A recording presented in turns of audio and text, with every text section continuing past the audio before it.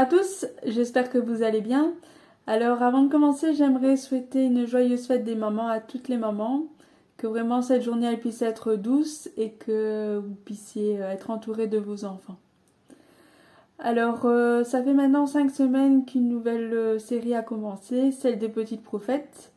Donc ça a commencé avec Quentin qui nous a présenté Agé, puis Serge qui nous a présenté Zacharie, Pierre qui nous a présenté Joël, et la semaine dernière, Nat qui nous a présenté Malachi. Et cette semaine, pour vous faire deviner le petit prophète dont je vais vous parler, je vous propose une petite charade. Donc, mon premier est un célèbre groupe de pop suédois des années 70. Mon deuxième est un synonyme de biscuit. Mon tout est un petit prophète qui serait le contemporain de Jérémie. Je vous laisse quelques secondes. Et je suis sûre que tout le monde a trouvé. Et oui, il s'agit d'Habacuc. Alors avant d'aller plus loin dans le message, je vous propose qu'on puisse prier pour ce message qui puisse vraiment nous interpeller et nous faire grandir dans la foi. Merci Seigneur pour ta présence, merci parce que tu es au milieu de nous, parce que tu es là. Merci Seigneur parce que tu ne nous abandonnes pas, tu restes fidèle, tu es le même hier, aujourd'hui et éternellement. Et je te prie pour ton assemblée, ton église, que vraiment tu puisses bénir chaque membre de celle-ci, que tu puisses nous parler ce matin, que nous puissions être sensibles à ta voix et que tu puisses conduire toutes choses Seigneur Jésus. Gloire à ton nom Père. Amen. Alors comme mes prédécesseurs l'ont fait pour leur message, je vous propose une petite vidéo d'introduction qui vous explique un petit peu le contexte d'Habacuc et ensuite on continuera. Le livre du prophète Habacuc. Il a vécu pendant les dernières décennies du royaume du sud d'Israël, une période marquée par l'injustice et l'idolâtrie. Il a vu la menace croissante de Babylone pointer à l'horizon et a compris que cette nouvelle n'était bonne pour personne. Mais contrairement aux autres prophètes, Habacuc n'accuse pas Israël. Il ne parle même pas au peuple de la part de Dieu. Au lieu de cela, toutes ses paroles sont adressées personnellement à Dieu. Le livre raconte le combat personnel d'Habacuc, sa lutte intérieure pour parvenir à croire que Dieu est bon malgré tout le mal et la tragédie présente dans le monde. Ce qui fait des propos d'Habacuc des complaintes. Ce sont des types de poèmes très semblables aux lamentations qu'on trouve dans le livre des psaumes. Le poète rédige sa complainte et attire ensuite l'attention de Dieu sur la souffrance ou l'injustice dans le monde, en exigeant une intervention divine. Et la connaissance de ce type de lamentation est en fait la clé pour comprendre la structure et le message de ce petit livre. Les chapitres 1 et 2 sont présentés comme une sorte de dialogue en temps réel entre Habacuc et Dieu. Le prophète rédige 2 complaintes auxquelles Dieu apporte 2 réponses. Sa première complainte concerne la vie en Israël qui est devenue insupportable. La Torah est négligée, ce qui entraîne la violence et l'injustice. Mais tout ceci est toléré par les dirigeants corrompus d'Israël. Alors Habacuc implore Dieu d'intervenir. Mais rien ne semble évoluer. Puis soudainement, Dieu répond. Il précise être pleinement conscient de la corruption de son propre peuple, Israël, et qu'il est en train de susciter les armées de Babylone pour exécuter sa justice sur Israël. À l'instar du message de Michée ou d'Ésaïe, Dieu prévient qu'il se servira de cet empire terrifiant pour détruire Israël à cause de son injustice et de sa méchanceté. Mais cette réponse ne convient pas à Habacuc qui formule aussitôt sa deuxième complainte. Il dit que les Babyloniens sont bien pires qu'Israël. Ils sont plus corrompus et plus violents. Ils idolâtrent leur puissance militaire, traitent les êtres humains comme des animaux et les entassent comme des poissons dans un filet, selon ses propres termes. Ils massacrent les nations et les groupes de personnes afin de bâtir leur propre empire. Alors Habacuc demande « Comment peux-tu, un Dieu bon et saint, utiliser ces nations corrompues comme des instruments de châtiment ?» Et il exige des explications. En fait, il se décrit comme un veilleur à son poste de garde sur les remparts de la ville, en attente de la réponse de Dieu qui finit par arriver. Dieu dit à Habacuc de sortir quelques tablettes et un burin pour graver ce qu'il voit et entend. C'est une vision pour un avenir certain et dont le temps est fixé. Et même si son accomplissement semble tarder, il finira forcément par arriver. En clair, Dieu dit que le juste vivra par sa foi selon l'espérance que suscite cette vision. Quelle est donc cette promesse divine qu'Habacuc est censé graver ? C'est que Dieu renversera Babylone. Dieu dit que la violence et l'oppression des nations créent un cycle perpétuel de vengeance. et qu'il se servira de ce cycle pour provoquer l'ascension puis la chute de ces mêmes nations. Le fait que Dieu puisse utiliser pendant un certain temps une nation corrompue comme Babylone ne signifie pas qu'il approuve toutes ses actions. Et toutes les nations doivent répondre de leurs actes face à sa justice. Ainsi Babylone tombera comme toutes les autres nations qui agissent de la même manière. La promesse de Dieu est ensuite déclinée sur une série de 5 malheurs, décrivant les types d'oppression et d'injustice perpétrés par les nations comme Babylone. Les 2 premiers ciblent le système économique d'usurier, notamment les moyens par lesquels les riches fixent des taux d'intérêt déraisonnables rien que pour maintenir les pauvres sous le poids des dettes, et accroissent par la même occasion leur patrimoine au moyen d'une vaste escroquerie institutionnalisée. Le 3e malheur est une critique de la servitude professionnelle, où le fait de laisser les pauvres se vendre contre leurs dettes et traiter les humains comme des animaux, en les menaçant par la violence s'ils ne produisent pas. Le 4e malheur cible l'abus d'alcool chez les dirigeants irresponsables. Pendant que les gens souffrent sous leur mauvais leadership, ils font la fête et gaspillent leur argent sur tout ce qui concerne le sexe et les beuveries. Et le dernier malheur dénonce l'idolâtrie, car c'est le véritable moteur qui alimente ces nations. Ils ont érigé l'argent, le pouvoir et la sécurité nationale comme leur dieu, en leur prêtant allégeance quoi qu'il en coûte. C'est ainsi que les gens deviennent esclaves de leur propre patrie. Alors, les pratiques décrites ici ne sont pas uniquement propres à Babylone, mais ça fait partie de l'enjeu. Compte tenu de la condition humaine, la plupart des nations finissent par devenir Babylone. C'est en cela que la réponse de Dieu à Habacuc dans ce livre correspond tout autant aux générations suivantes, à toute personne vivant dans un monde gouverné par d'autres Babylones. Mais la question reste entière. Dieu va-t-il laisser perdurer ce cycle de l'ascension et de la chute des empires similaires à Babylone? C'est la réponse à cette question qu'aborde le chapitre 3. Il s'agit apparemment d'une prière d'Habacuc. Elle commence par Habacuc implorant Dieu d'agir sans tarder dans le présent comme il l'a fait par le passé, pour rabaisser les nations corrompues. Puis, elle est suivie par un poème très ancien. Le premier décrit une puissante et terrifiante apparition de Dieu. Il est très similaire au poème d'ouverture de Michée et Naoum et semblable à l'apparition de Dieu au mont Sinaï dans le livre d'Exode. Car il fait référence à la nuée, au feu et au tremblement de terre. Quand le Créateur se présentera pour juger le mal humain, tout le monde sera attentif. Habacuc poursuit en comparant la future victoire sur le mal à un exode à venir. Tout comme Dieu est intervenu en guerrier et a divisé la mer dans son combat contre Pharaon, Habacuc dit que Dieu abattra une fois de plus son jugement sur le chef du clan des méchants. À l'instar de Pharaon, Babylone est devenue ici l'archétype des nations humaines violentes. Mais en même temps, on apprend qu'en confrontant le mal, Dieu délivrera son peuple et son oint, ce qui est une référence au roi de la lignée de David. Dans ce poème, l'exode du passé est devenu une image de l'exode que Dieu effectuera dans l'avenir. Il triomphera encore une fois du mal puis renversera les pharaons et les Babylones de ce monde. Il rendra justice à tous les peuples et délivrera les opprimés et les innocents.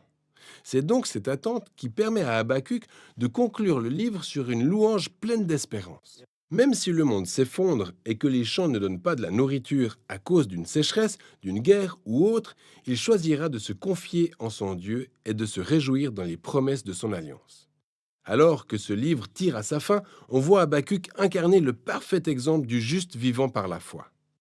Étant conscient que le monde, tout comme nos vies, peuvent connaître des phases obscures et chaotiques, Habacuc nous invite à nous engager dans un parcours de la foi. En ayant confiance au fait que Dieu aime ce monde bien plus que nous l'aimons et qu'un jour il en extirpera le mal. Et voilà ce dont il est question dans le livre d'Habacuc. Alors pourquoi j'ai choisi Habacuc? Parce que en le lisant, ça m'a vraiment interpellée. Comment le prophète, il utilisait les connaissances qu'il avait de Dieu pour proclamer et pour avoir l'assurance que ce qu'il voyait n'était pas indifférent à Dieu et lui dire combien cette situation, il ne la comprenait pas. Et vraiment dans cette lecture de ce livre, je me suis mise plusieurs fois en question par rapport à ma façon de vivre, par rapport aux pensées que je peux avoir ces derniers temps, par rapport à ma façon de fonctionner qui n'est pas toujours correcte. Et je me rends compte combien je peux parfois être tenace, je peux mettre une énergie folle, je peux faire dépasser mes appréhensions pour des choses que je désire, mais c'est pas forcément le cas quand ça concerne ma relation avec Dieu. Et quand j'ai lu ce livre, vraiment, la force de proclamation que Habakkuk a dans ce livre, j'ai vraiment envie de l'expérimenter. Et j'espère que c'est pareil pour vous. Alors, vous vous doutez que Habakkuk n'en est pas arrivé là du jour au lendemain. Ça a vraiment été un processus pour lui. Et c'est ce que je vous propose qu'on voit ensemble ce matin. Alors, dans son livre, Habakkuk, il parle de choses qui lui sont en horreur, et notamment des injustices qu'il pouvait y avoir dans le peuple de Juda. Et ces injustices, ils vont l'amener à se tourner vers Dieu et à se confier en lui. Dans ce message, on verra comment il a réagi face aux injustices et ce qu'on peut en retirer pour nous aujourd'hui. Et donc mon titre, je l'ai intitulé « Comment réagir face aux injustices ». Alors je ne sais pas quelle injustice vous insupporte particulièrement. Est-ce que c'est de voir un riche qui profite d'un pauvre ? Est-ce que c'est de voir un enfant qui est maltraité, qui est vulnérable ? Est-ce que c'est se voir rouspéter ? Ça c'est peut-être plus pour les enfants alors que ce n'est pas de notre faute. Est-ce que c'est d'être privé de liberté sans aucune raison ? Est-ce que c'est quand on voit quelqu'un qui meurt de faim alors que d'autres dépensent des sommes astronomiques ? Est-ce que c'est voir quelqu'un qui se fait battre et que les personnes autour ne font rien ? Est-ce que c'est la méchanceté gratuite ? Est-ce que c'est la maladie alors que on est une bonne personne ? Est-ce que c'est quelqu'un qui s'approprie notre travail et que du coup on n'a pas de reconnaissance par rapport à notre travail ? Et lorsque vous êtes confronté à ces injustices, comment vous réagissez ? Est-ce que finalement vous passez vite au-dessus ? Est-ce que ça vous insupporte, vous vous mettez en colère et vous avez besoin de l'exprimer ? Est-ce que vous vous mettez direct en action et vous allez tout faire pour que cette injustice n'existe plus ? Il y a vraiment beaucoup de réactions par rapport à ça. Mais dans le livre d'Habakkuk, j'ai pu relever 3 besoins qu'il a exprimés face aux injustices vécues et qui peuvent nous faire grandir en tant qu'enfants de Dieu. Voyons cela ensemble.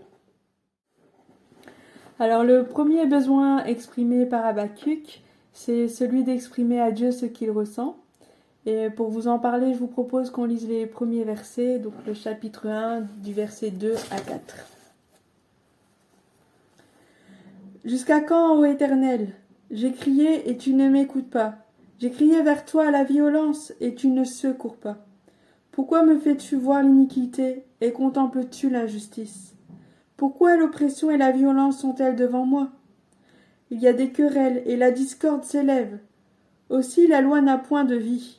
La justice n'a point de force, car le méchant triomphe du juste et l'on rend des jugements iniques. » Ici, Habakkuk exprime vraiment, il est vraiment troublé.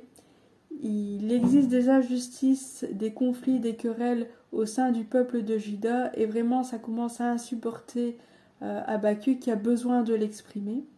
Et ici, dans ces passages, on voit que Habakkuk va se tourner vers Dieu pour vraiment épancher son cœur et déballer tout ce qui ne va pas, tout ce qu'il a sur le cœur et qui est négatif. Et nous aussi, à des moments où on a des choses sur le cœur, on vit des injustices et on a ce besoin légitime de pouvoir exprimer ce qu'on ressent, être entier, de dire les choses telles qu'on les ressent, telles qu'on les vit, telles qu'on les pense. Et on a besoin de trouver une personne qui va nous écouter et qui va nous permettre de pouvoir nous décharger. Il n'y a pas plus tard que 2 semaines de cela, il y a une collègue avec qui je parlais et elle m'exprimait combien elle était dégoûtée de son ex-mari et de la réaction qu'il pouvait avoir auprès de ses enfants et combien tout semblait lui réussir alors que finalement il ne regardait même plus à ses propres enfants.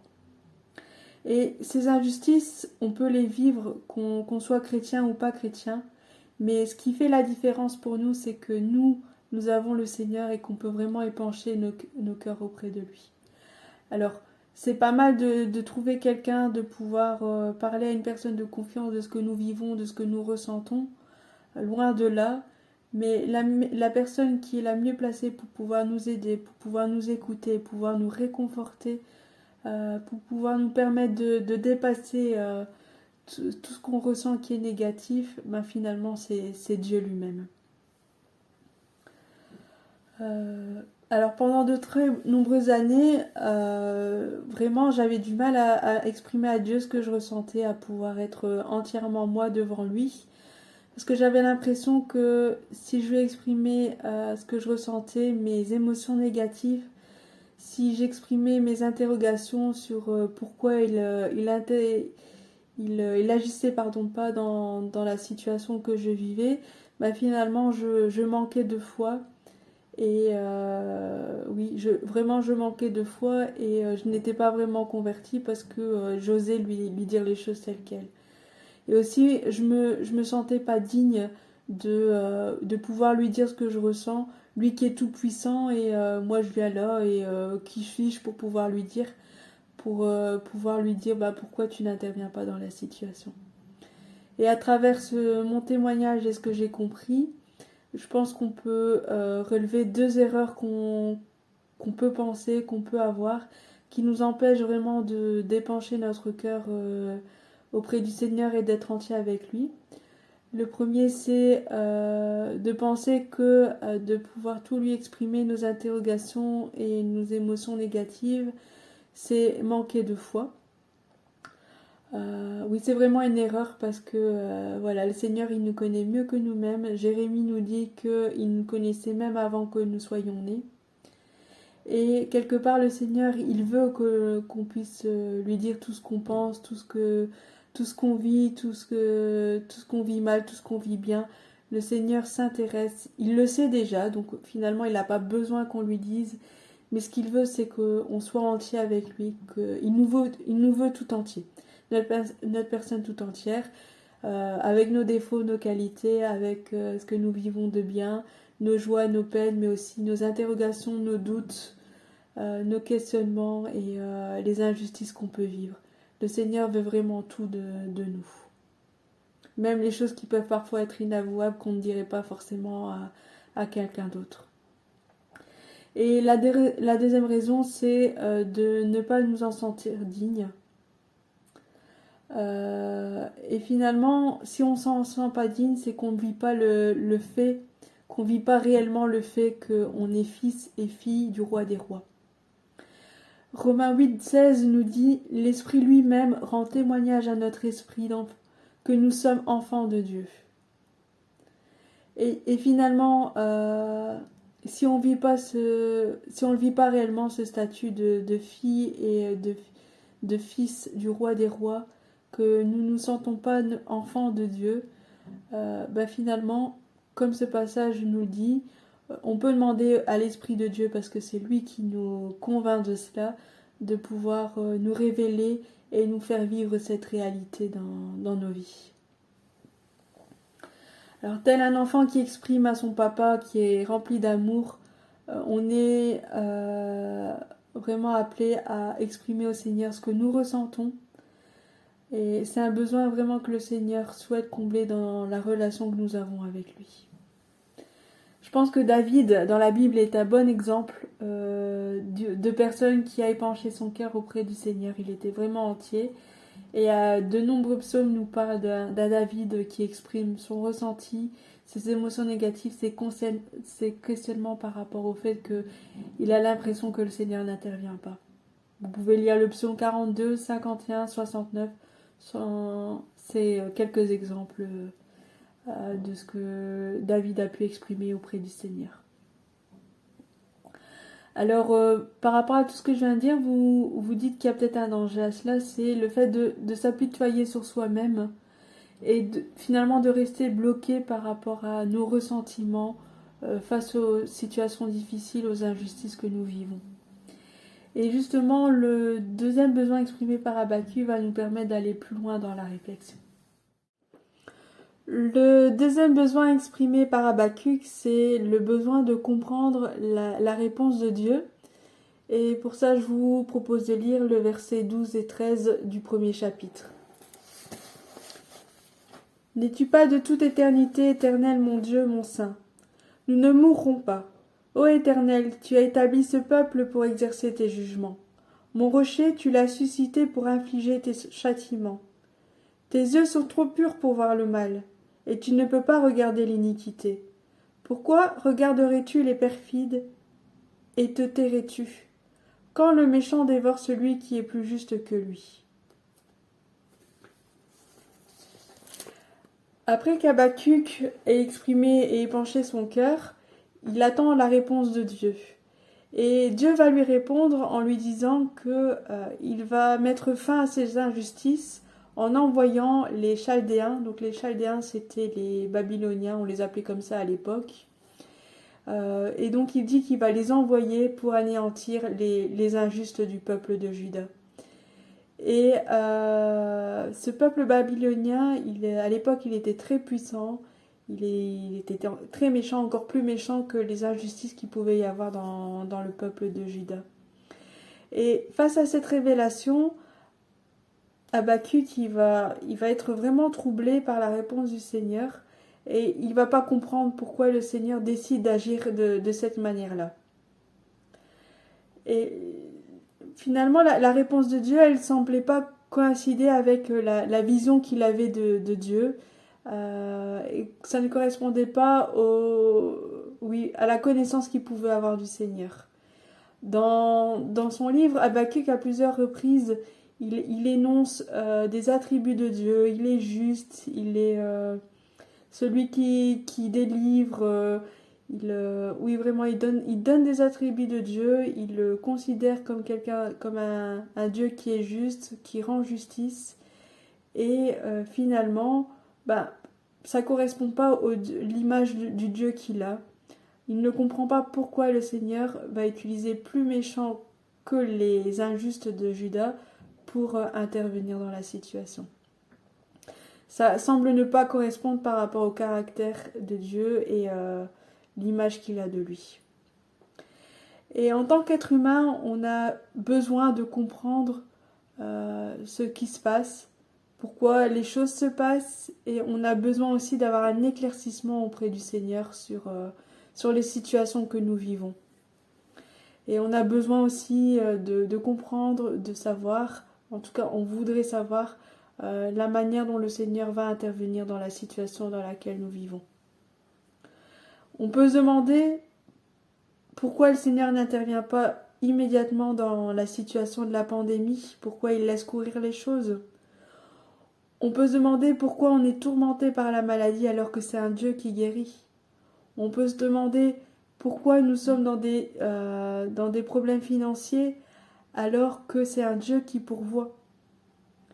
On peut se demander pourquoi on n'arrive pas à avoir des relations satisfaisantes avec nos enfants alors que nous avons un Dieu de relation, de compassion.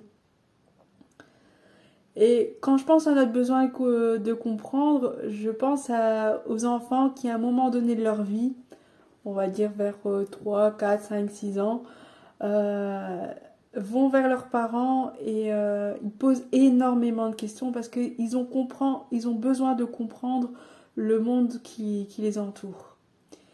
Et pourquoi moi je suis petit? Et pourquoi Dieu est invisible? Et pourquoi la terre elle est ronde? Enfin voilà, c'est toutes des exemples de questions que les enfants peuvent poser.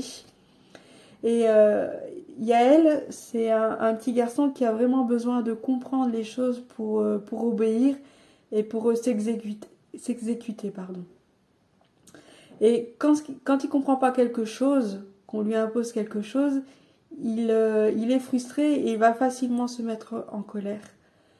Et donc, quand on veut qu'il fasse quelque chose, qu'on veut lui apprendre quelque chose, finalement, on doit tenir compte de ça et on doit lui expliquer les choses calmement, à notre aise, jusqu'à ce qu'il ait compris pour qu'il puisse faire ce qu'on lui demande. Et si parfois vous vous posez des questions sur ce qui se passe autour de vous, sur pourquoi le Seigneur n'intervient pas dans la situation, si vous vous posez des questions sur s'il agit réellement dans la situation, c'est tout à fait normal. Mais généralement, quand on se pose une question, on s'arrête pas là, mais on s'attend à ce qu'il y ait une réponse. Et c'est donc naturellement qu'Habakkuk, il va s'attendre à ce que le Seigneur va lui répondre. Et il dit qu'il s'attend à ce que le Seigneur intervienne et qu'il est prêt, il se tient prêt à réceptionner la réponse de Dieu. Chapitre 2, le verset 1 nous dit « Je me tiendrai à mon poste de garde, je resterai debout sur le fort du guetteur et je guetterai pour savoir ce qu'en moi-même Dieu me dira, ce que je réponds à ma protestation. » Ah, être dans l'attente. Ça me fait vraiment penser à il y a quelques mois, Jo et moi, on a pris la décision d'entreprendre des démarches pour savoir si on pouvait emprunter pour pouvoir acheter une maison. Et donc voilà, j'ai pris mes renseignements et à partir du moment où on a commencé à faire nos démarches, à rendre tous les documents, à prendre nos renseignements, et dès qu'on a tout remis le dossier pour qu'on puisse avoir une simulation de prêt, j'étais vraiment dans l'attente de la réponse. Ça m'a semblé vraiment très très très long et j'avais mon GSM toujours à côté de moi, attendant vraiment ce coup de fil qui nous dise ce qu'il en était par rapport à notre demande. Et la Bible, elle nous dit pas combien de temps Habakkuk il a attendu finalement pour avoir la réponse de Dieu, mais il se tenait là et il s'attendait à ce que le Seigneur intervienne. Et de nombreuses personnes finalement dans la Bible ont dû attendre un certain temps avant d'avoir des réponses de la part de Dieu. Et ça nous encourage à nous dire que même si nous sommes dans l'attente, même si pendant des années la situation persiste et on n'en voit pas le bout, finalement, comme ces personnes qui se trouvent dans la Bible, le Seigneur interviendra et il nous permettra d'être victorieux par rapport à la situation. Et je pense à Joseph qui a fait des rêves dans sa jeunesse, des rêves où ses frères se prosterneraient devant lui et où il a dû attendre de nombreuses années avant que ses rêves s'accomplissent. Alors on ne nous dit pas combien d'années, mais ce qui est sûr c'était au moins 10 ans, étant donné qu'il a passé 2 ans en prison. Il y a eu 7 ans d'années d'abondance au niveau des récoltes et ça s'est passé finalement au moment où il y a eu la famine. Donc de nombreuses années, il a été patient, il a continué à faire confiance en Dieu et ça c'est un encouragement pour nous. Donc n'ayez pas peur d'exprimer vos questionnements auprès du Seigneur. C'est un besoin légitime. Le Seigneur répond d'une manière ou d'une autre, qu'on s'y attend pas spécialement, mais qui est pour notre bien. Et donc par rapport à ça, ça m'amène au 3e point. Et nous verrons ensemble quelle réponse Dieu peut nous apporter face au sentiment d'injustice qu'on peut avoir et face au questionnement qu'on peut lui faire. Alors le 3e besoin d'Habakkuk est celui de susciter sa foi. Et pour ça, je vais prendre le verset 19 du chapitre 3 qui nous dit « L'Éternel, le Seigneur, c'est lui ma force. Il rend mes pieds pareils à ceux des biches, il me fait cheminer sur les lieux élevés. » Alors on est loin de ce qu'a pu exprimer jusqu'à maintenant Habakkuk, et on peut se demander qu'est-ce que Dieu a bien pu lui répondre pour qu'il change de discours et qu'il en vienne finalement à se centrer sur Dieu et à placer sa confiance en lui. Et en fait, la réponse de Dieu, elle est assez surprenante. Il ne va pas répondre précisément aux questions qu'Habakkuk se pose. Il va lui dire ce qu'il va advenir des Babyloniens, ce qu'il va en faire. Mais il va surtout terminer en disant d'avoir confiance en lui, qu'il va agir. De patienter, il va agir. Et il dira aussi que le juste vivra par sa foi. Et en introduction, je vous parlais d'un cheminement vécu par Habakkuk. Il exprime son ressenti face à la situation, ses questionnements qu'il peut avoir par rapport à la première réponse de Dieu. Mais tout ça est centré sur lui-même. C'est pas une mauvaise chose en soi, je pense que c'était nécessaire que Habakkuk passe par là et que nous passions par là. Et je pense qu'Habakkuk, il était triste. Il était sincèrement triste par rapport à la situation qui était vécue en Juda. Mais rester dans cet état-là, finalement, ne lui permettait pas de rester les yeux fixés sur Dieu. Et Dieu, par la révélation qu'il va donner, il va permettre à Habakkuk de sortir de son égocentrisme pour l'amener vers l'espérance de la victoire au final. Et où les justes qui croient en Dieu auront leur libération par leur foi. Cette révélation, elle nourrit la foi d'Habakkuk et elle le conforte finalement dans la connaissance qu'il avait de Dieu. Cette révélation, elle est comme une perche qui nous est tendue à répondre à l'appel de Dieu de lui faire confiance en toutes circonstances. Alors, quand on y pense, tout ce que nous vivons est passager. Par contre, notre foi, elle va persister. Si nous en prenons bien sûr garde et qu'on cherche à la faire fructifier. Donc au final, est-ce qu'elle n'est pas plus importante que les épreuves qu'on peut vivre aujourd'hui? Et je suis vraiment pas en train de minimiser ce qu'on peut vivre, les difficultés qu'on a, ni remettre en cause les souffrances qu'on peut éprouver. Mais notre foi, notre bonne santé spirituelle, elle nous amène à garder les yeux fixés sur Dieu et à vivre la promesse de Dieu. Et de vivre auprès de lui éternellement. Et finalement de pouvoir tenir bon face à l'épreuve. Et finalement, est-ce que c'est pas le but qu'on cherche à atteindre pour notre vie? Et l'espérance qui est la nôtre, nous, en tant que chrétiens. Et alors, une fois qu'on aura cette espérance, qu'on gardera confiance en Dieu, on pourra dire à un moment donné, comme Paul, dans 2 Timothée 4,7, « J'ai combattu le bon combat, j'ai achevé la course, j'ai gardé la foi. » Les réponses de Dieu, elles sont rarement celles qu'on attendait au final, parce que les réponses qu'on attend, finalement, elles sont là pour répondre plus à des désirs qu'à nos véritables besoins. Mais le point commun avec toutes les réponses que Dieu peut nous donner, c'est que ces réponses, elles vont susciter la foi en nous. Elles vont faire grandir la confiance que nous pouvons avoir en Dieu. Alors Dieu n'a pas besoin de se justifier, il connaît toutes choses, il sait pourquoi il agit de telle ou telle manière. La foi, c'est lui faire confiance qu'il agira pour notre bien et de la manière qui est la plus appropriée pour nous. Et qu'au final, on aura la victoire sur toutes choses. Je pense qu'on peut comparer les réponses de Dieu à celles que nous pouvons donner à nos enfants. Quand un enfant nous demande quelque chose ou nous pose une question, est-ce qu'on va lui donner tout ce qu'il désire? Répondre à toutes les questions qu'il se pose? Je pense pas. On va d'abord y réfléchir et on va se dire, est-ce que c'est bien pour notre enfant? Est-ce que c'est adapté à son âge? Est-ce que c'est ce qu'il y a de mieux pour lui? Est-ce que ça correspond à notre budget?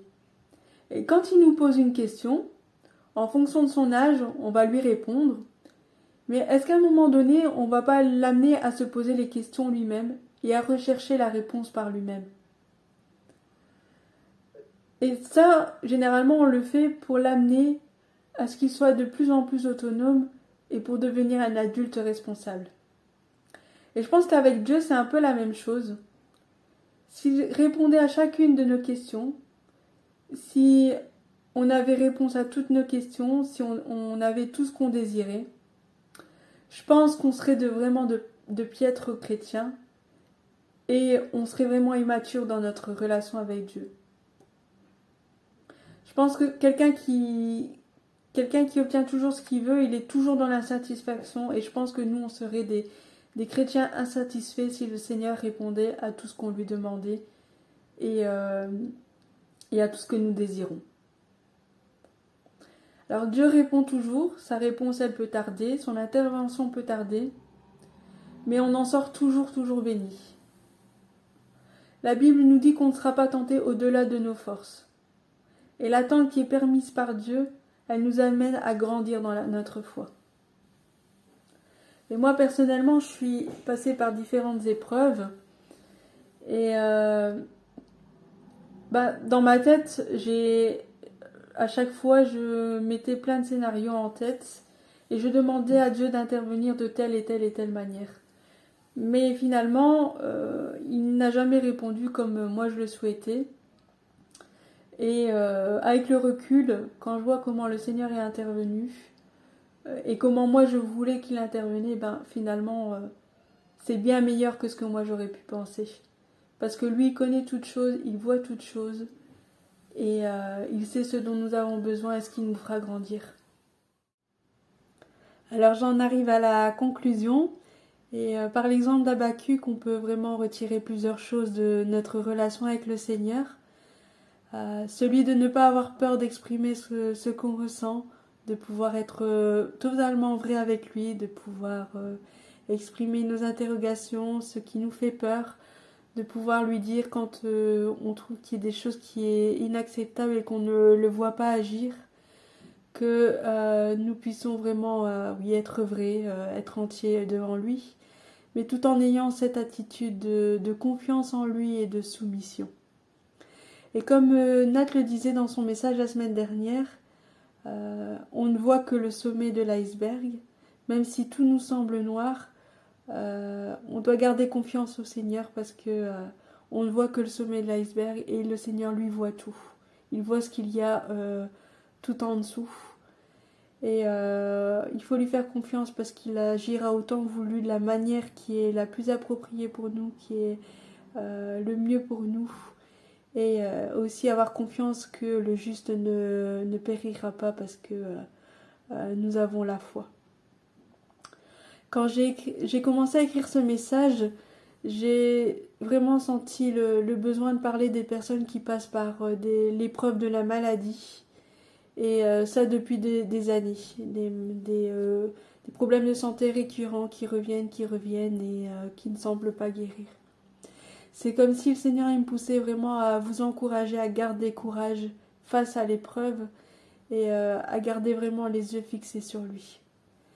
Le Seigneur, il voit votre détresse, il connaît vos troubles, vos questionnements face à la maladie. Et il n'est vraiment pas insensible à vos douleurs, même si vous avez parfois l'impression que c'est le cas. Il vous encourage vraiment à lui faire confiance et à exprimer tout ce qui vous passe par la tête, tout ce que vous ressentez, à lui exprimer comment ça vous fait mal, à lui exprimer qu'est-ce que vous ressentez quand vous avez mal, quand vous êtes à bout, quand vous n'avez plus de force, que vous puissiez vraiment tout lui exprimer et proclamer qui il est pour vous.